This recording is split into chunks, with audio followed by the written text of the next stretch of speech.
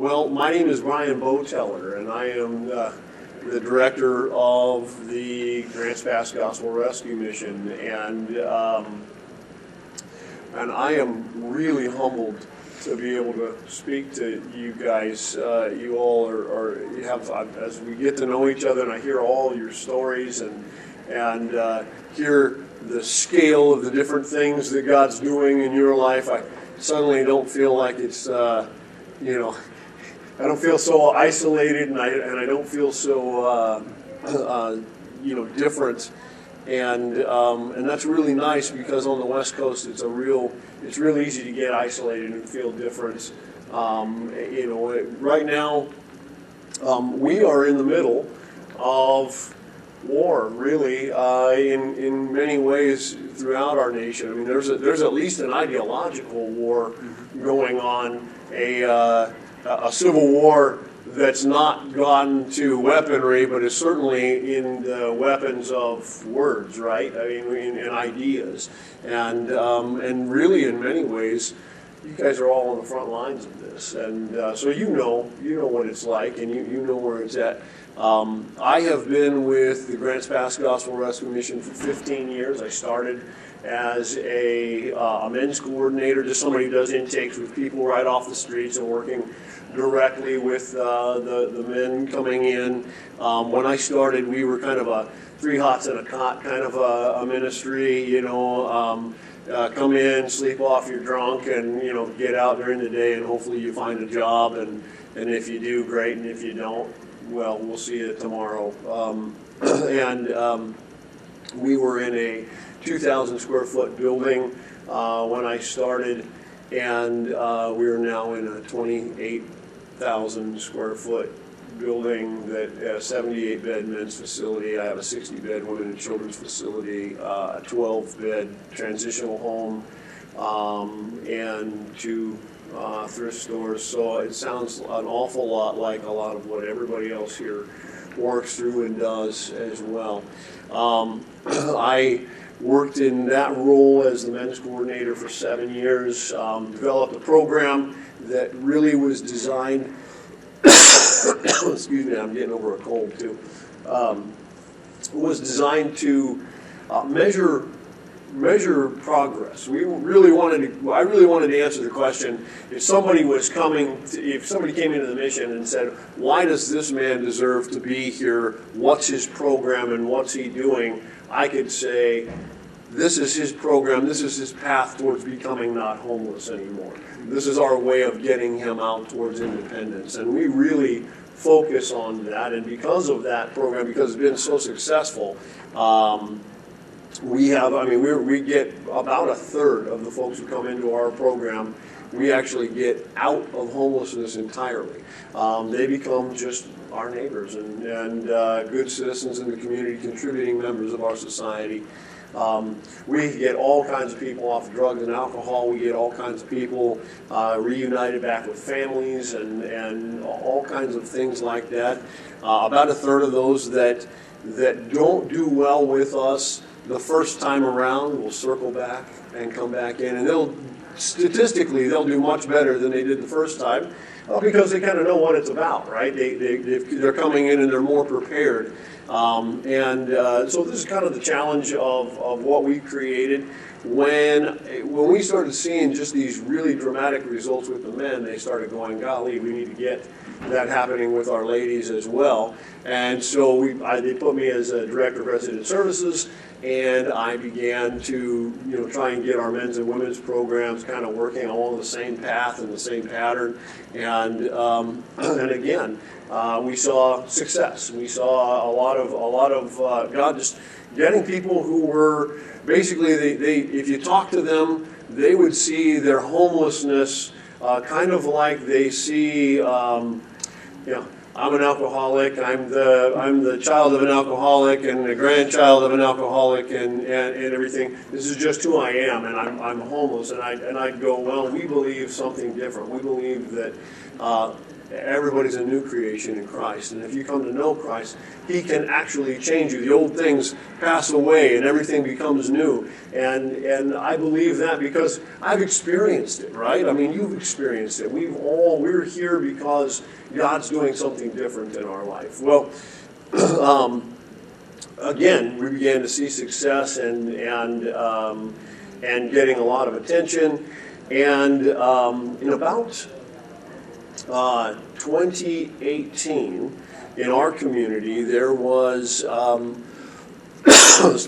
was a lawsuit that was filed by a community action network. A community action network is a specific type of political action group that basically they channel state and federal funds to do things like in our community they conduct the HUD point in time count. They do that annually. They do other things like help with energy assistance and rental assistance and and different things like that when people are struggling to get in their home. But it's all, again, the money all comes from state and federal funds, state and federal tax dollars.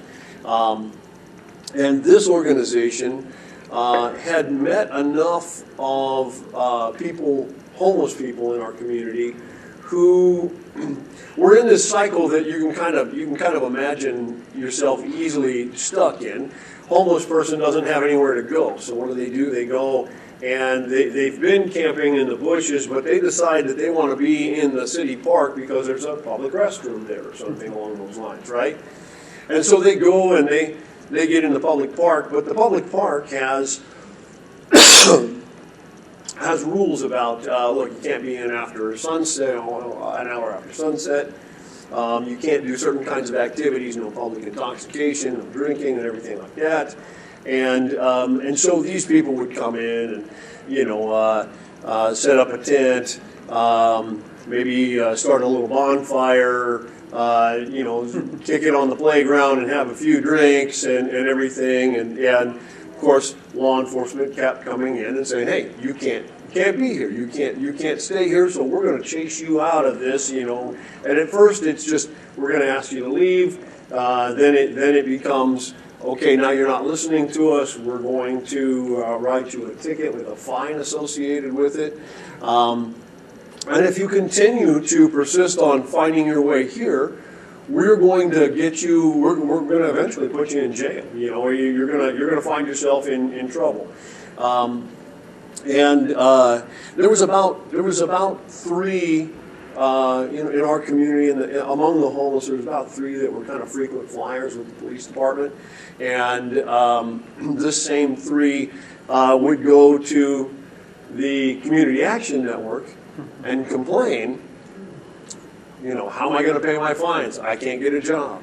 How am I going to pay my fines? I can't. There's nothing I can do, and so the Community Action Network took some of their state and federal funds and funded a lawsuit against the city of Grants Pass. And what they were claiming was it's cruel and unusual punishment to persecute a homeless person for sleeping in the park. They'd say, well, sleeping is something, and none of us can help, right? I mean, you're gonna sleep. And so they basically decided to file the lawsuit against the city as a class action lawsuit.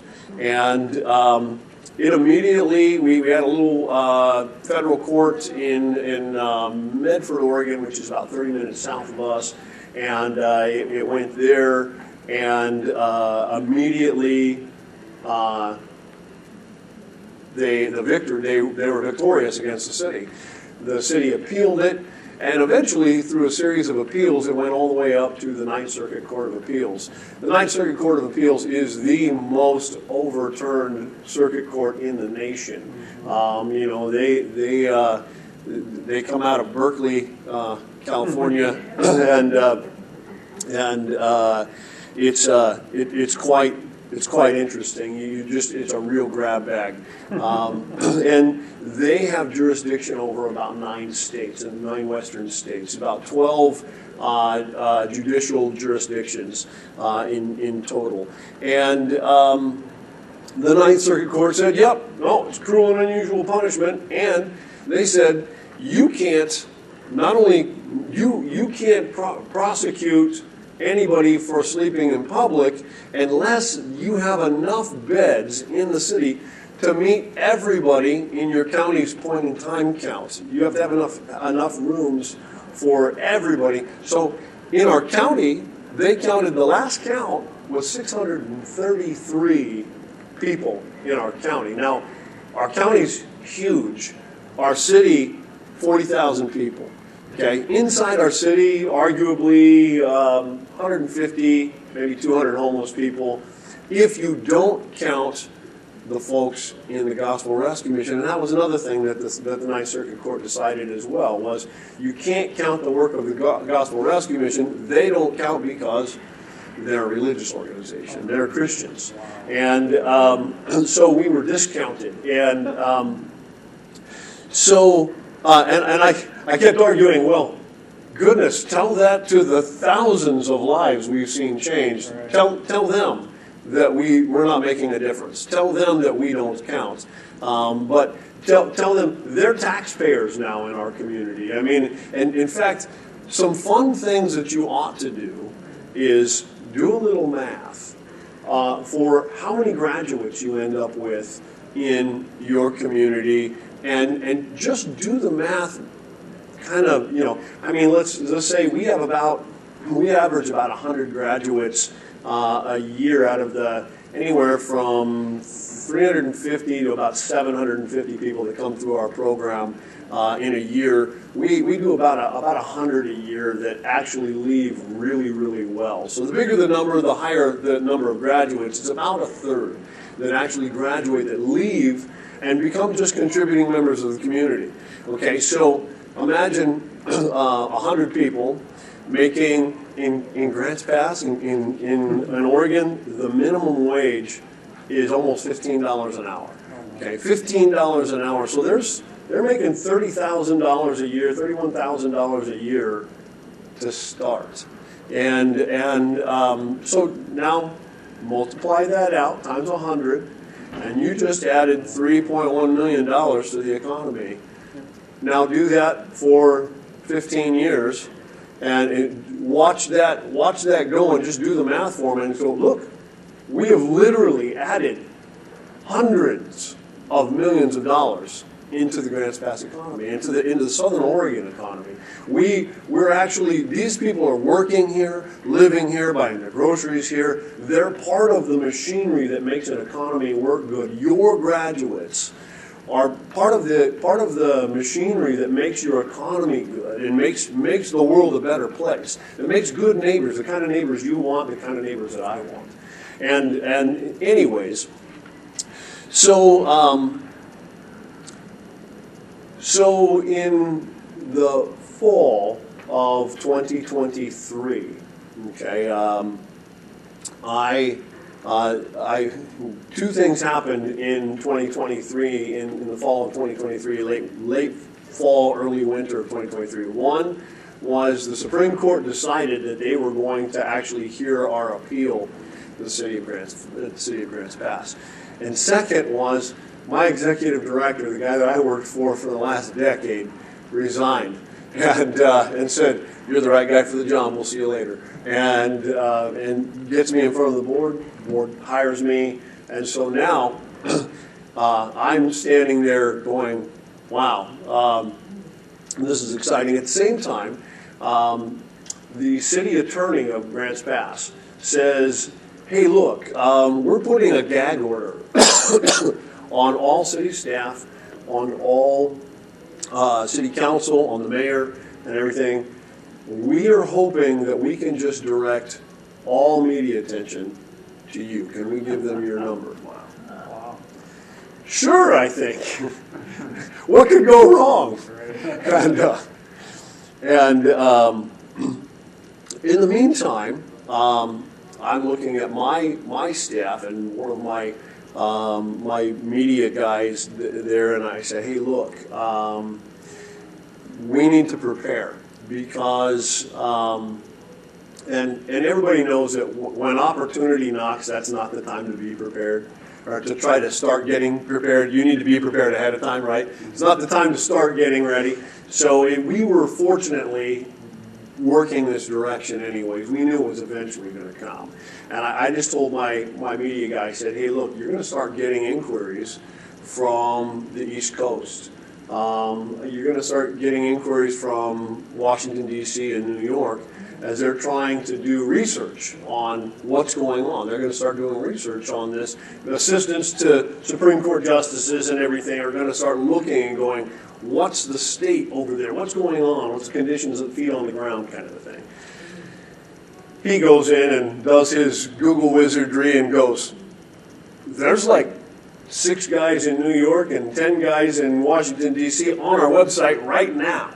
Because that's the kind of thing you can get from Google Analytics when you're paying attention. And I said, it's already happening.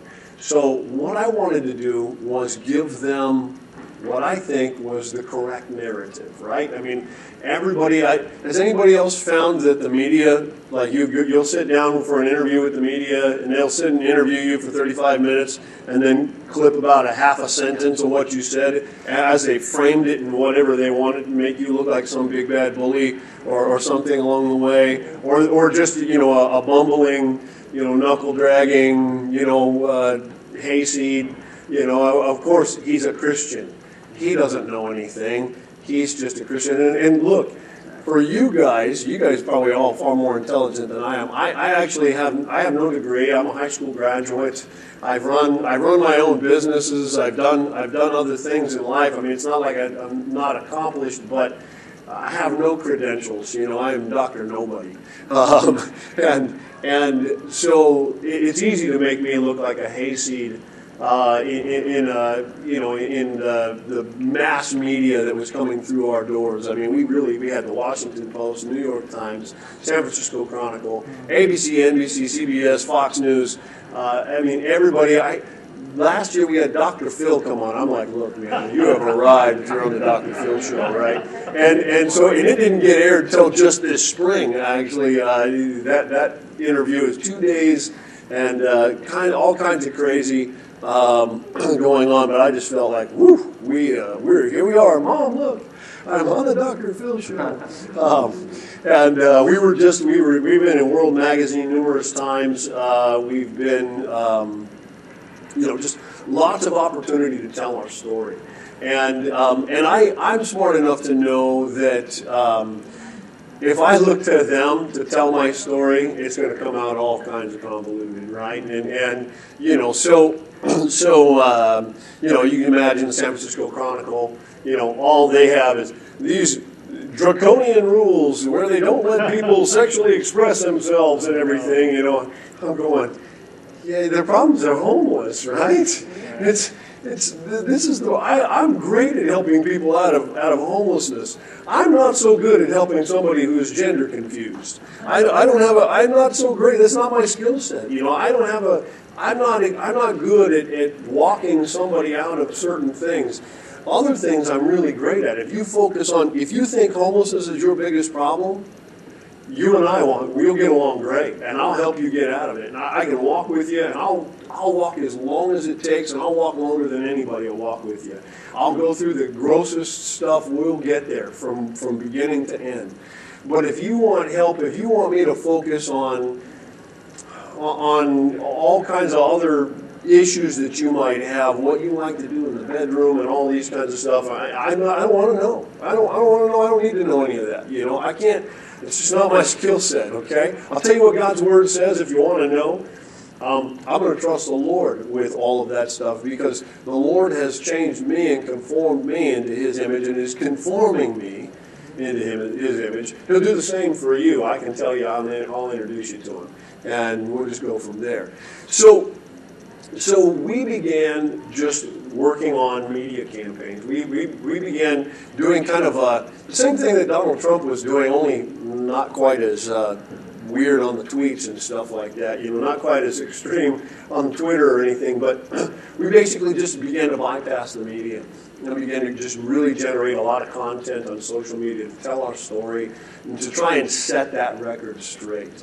I really wanted to give my neighbors, the neighborhood, and the people who were asking, I wanted to give them what I thought was the straight story and really where our focus was. I wanted to tell them what I thought was true, and I wanted it to be unedited. And if anybody wanted to hear it, well, they could find it, and it would be really easy because we just got grantspassmission.org. It's the easiest place in the world to find. You can find it on our website. We have a YouTube channel. We have a Facebook page, grantspassmission.org. If you can remember Grants Pass and you know it was a mission, put the two together. It's pretty simple. And we just began working on that. Now, what we did find also was that we found like the ACLU did these clever things. Like if you looked up Grants Pass v. Johnson, which was the court case, that it'd take you directly. The ACLU bought the URL for that, and so it sends it directly to their propaganda machine and everything like that. So I was like, well, great. Who looks up Grants Pass v. Johnson? It should be Grants Pass versus Johnson. PS. So we did that and we bought that and had to go directly to our website. So we were like thinking, okay, we got to get a little strategy going in here, trying to get the narrative working in our favor, and getting somehow out into the public market space, because that's the thing is that if you're not telling your story, somebody else will tell it, and they're not going to tell it the way you would tell it, and they're not going to say it the way you think it says, and especially if they don't know the Lord. Right? If they don't know the Lord, then what you and I do don't make any sense at all. I mean, then it does seem like we've got a bunch of draconian rules, and they look at us, and it's just mind-boggling that they'd say, well, you have all these rules, and I go, okay, well, how about I come over to your house and, curse in front of your kids and start taking my clothes off and pack a big long machete in and all kinds of stuff. They go, oh, no, you can't do that. Oh, you sound more like the Gospel Rescue Mission every day. Your house sounds a lot like ours. This is a place where we all got to get along. And I'm committed to the people who are already showing me that they're putting in the hard effort and the hard work. So when that person comes to me standing at the door, I'm asking, not just, I see that you have a need, but I need to know that you're going to fit well with the people here who've already demonstrated to me that they're putting in the effort, they're willing to put in the effort to do good and change their life, right? So just because you have a need doesn't mean I have an obligation to open my door to you. I can be selective in that I'm looking for people who really want to leave homelessness behind. That's my skill set. That's where that's our wheelhouse. And so anyways, so 2019 comes, and the injunction has happened. The Ninth Circuit Court of Appeals files an injunction against the city of Grants Pass. You can no longer prosecute somebody for sleeping in your parks. 2020 comes, and we've got COVID. Now, add to that, the genius citizens of my state decided to vote in this measure called Measure 110. They thought, what would really make this as great is if we legalize drugs. Okay, if we just decriminalize all drugs. Okay, so now let me tell you, the harm reduction people who are getting paid to distribute clean needles, oh my goodness, they're just cashing in right now. I mean, it's just they're coming down with boatloads of needles. We had the fastest growing fentanyl death overdose rate in the nation. We went up like 15,000 or 1,500%. 1,500% in this. We were having Little League games that would start, and there's tents all of a sudden now where the kids would just go out and play ball. Now there's tents all along the baselines and everything like that, and when they're getting ready to clean up so the kids can play, they discover that somebody's died in one of the tents. So the parents are all just blocking the view as the EMTs come and take the body out. It's the trauma to our community has just been overwhelming, and so as you can imagine, the torches and the pitchforks come out at the city council meetings. It becomes very polarized. I mean, it's really things are at this heightened pitch of tension within the community, and it was just increasing and increasing and increasing. And somebody who doesn't like dogs, they might, when they see somebody with a dog and they walk by, and they just poke it. And the dog, was just minding its own business, at first just kind of pulls away.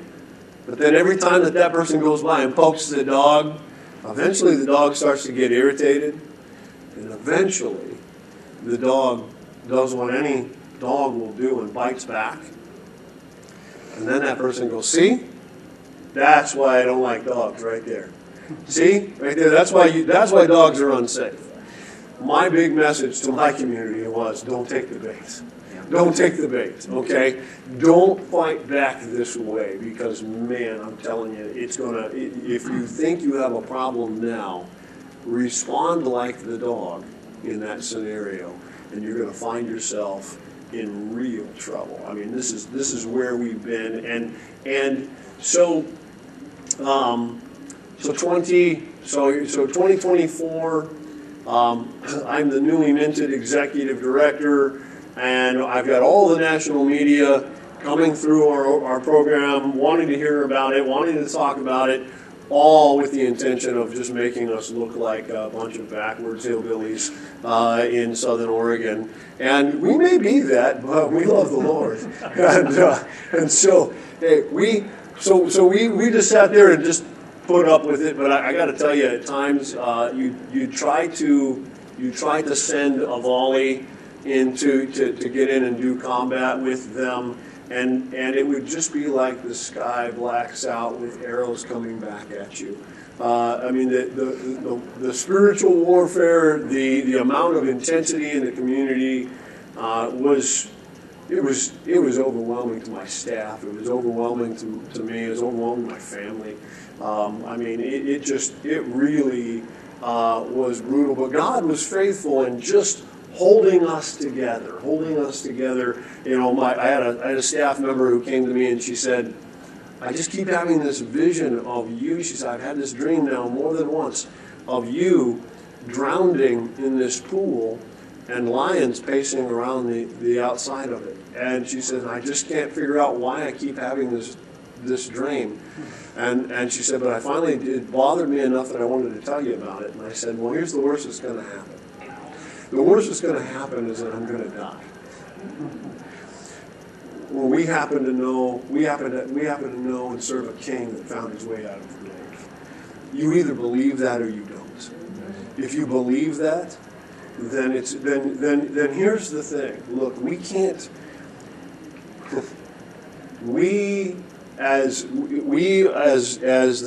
In the battle between the seed of the woman and the seed of the serpent, we are made to be dragon slayers.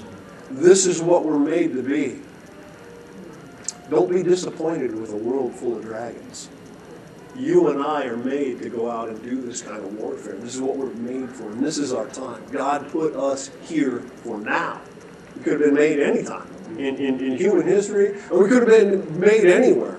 God placed us here now, and He's going to equip you and me to do this kind of battle. So we went in and we went to war with the dragon, and in April, the U.S. Supreme Court heard the case. And it was the last of all the cases that they hear in the springtime. They heard it, and there was a lot of them, and there were a lot of really good outcomes in 2024 at the U.S. Supreme Court and everything. And we had filed an amicus brief, just saying a friend of the court brief saying basically that this injunction has had the opposite effect of what it was intended to do. Okay, we're having less people use our services. We're having more people stay in the parks now.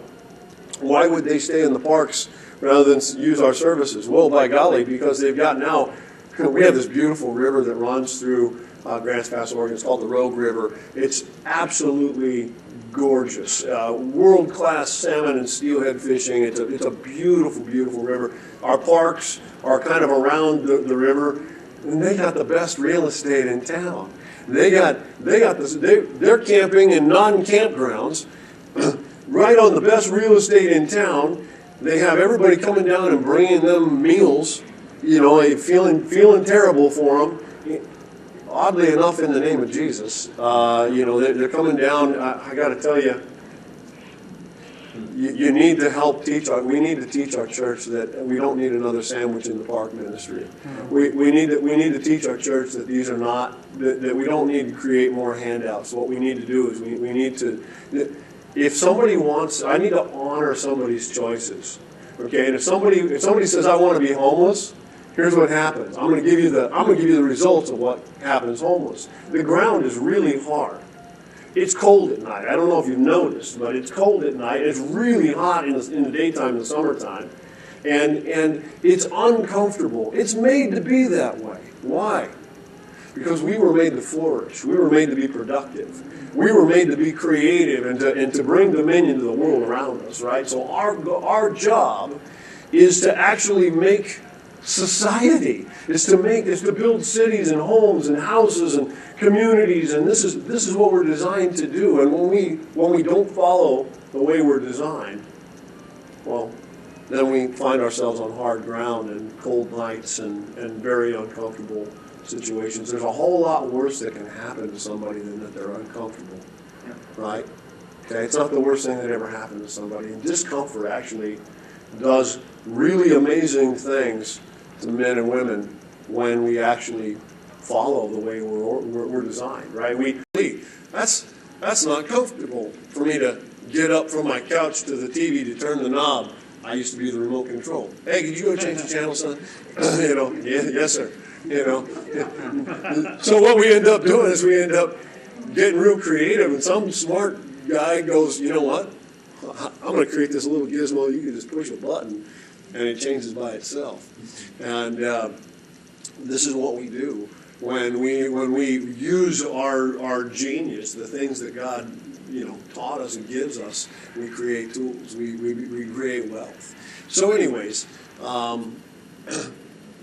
so we have this explosion all up and down the West Coast of people camping in all our city parks. They went from the shadows and in the bushes and outside of the area, or they went from jail and or a gospel rescue mission to now they're just right out in the parks. They're going to get a brand new tent. We don't want a brand new tent, man. I mean, we live in camping country, So brand new tent, brand new sleeping bag, all kinds of camping gear, clean needles. Somebody will come and you can use the drugs right in front of the cops. It was crazy for a while there, I'll tell you. It was absolutely insane. And then what's that? To your mission, how to impact your mission, number one. So what we found for the mission, what we saw was two things. We saw a decrease in people actually using our services. Okay, and we saw that all up and down in Southern Oregon. I got together with other gospel rescue missions, other missions in our area, and they were just going, "What's happening?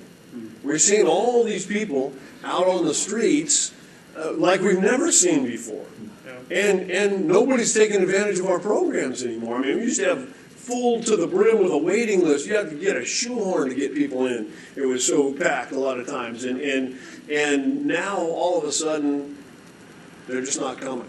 And we looked and the other thing that was happening was there was an element that that really doesn't like us because we're Christians anyways, that said, see there, that's why they're not the answer to this problem. Because look at that, it's their rules that are causing all of this. It's because of all their rules, and these guys, they just want to jam religion down everybody's throat. And I'm like, I don't know if you ever heard us tell you about Jesus, but you can't jam stuff. You can't jam Jesus down anybody's throat.